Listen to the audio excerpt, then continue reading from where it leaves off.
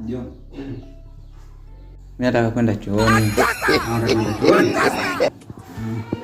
Chunya.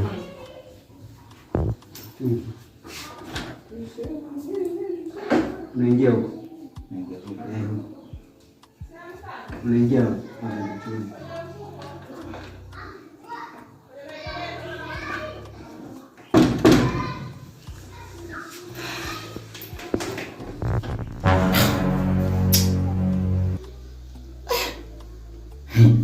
Ni huyo mjomba anachukulia mimi kama unajua simuelewi. Hakuja niambia kuna choo chenye sasa ili choo ili bakuli ili sahani sije la nini.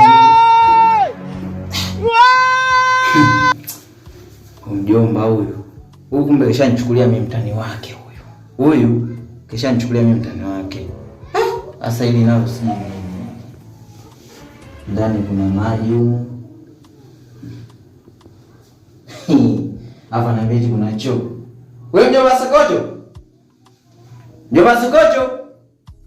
Na mjomba. Hivyo lika sawa mimi na wewe. Kuna nini tena huko? Mimi nakwambia mimi habari za kuniona mimi kama yani mimi kama na mimi kichaa au chizi mimi nitakuja kumwambia dada. Haiwezekani. Wewe niambie huko kuna choo. Mimi nafikiria kama nina tumbo sasa naenda kualisha nitajialishia mimi. Choo kioni vipi tena mjomba?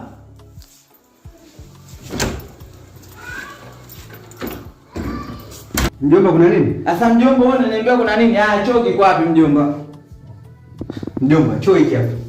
Sasa hiki choo mjomba? Mjomba hiki ndio choo. Ana hii choo hiki mimi nakunyaje mjomba? Unakaa, mjomba. Hapo unakaa hivi. Unakaa hapo kaa. Unakaa hapa, unamaliza vitu vyako tayari. Haya, mjomba nikimaliza hapa vitu vyangu vinaenda wapi? Si unaona huko kuna maji huko kuna sehemu ya kupitia yanaenda huko.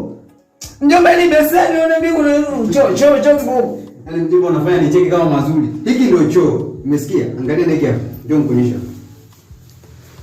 Ukishamaliza hapo unakuja kunawa mikono. Unakuja jisafisha mikono hapa. Sawa?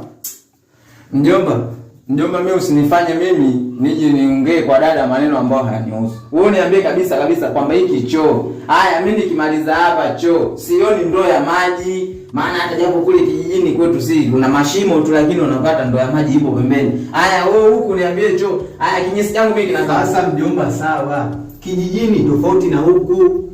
Hivi vyoo vya kisasa watakiwa ubadilike kutokana na mazingira.